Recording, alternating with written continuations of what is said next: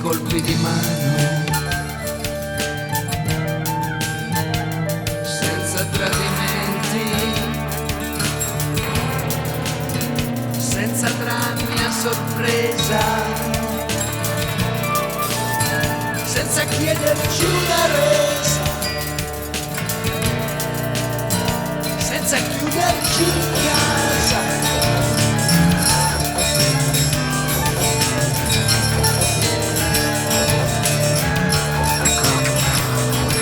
Uno straccio di visione che assomiglia al futuro, senza fare finta, senza esagerare, senza pretendere un colore, senza inquinare il mare. Faccio un miracolo, faccio un miracolo, faccio un miracolo, faccio un miracolo.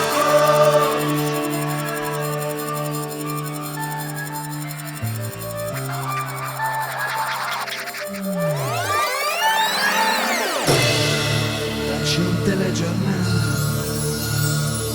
senza cronaca nera, senza potenti corrotti, senza ladri perfetti, senza storie distratti, senza angoscia per tutti. Faccio un miracolo e faccio un miracolo e faccio un miracolo e faccio un miracolo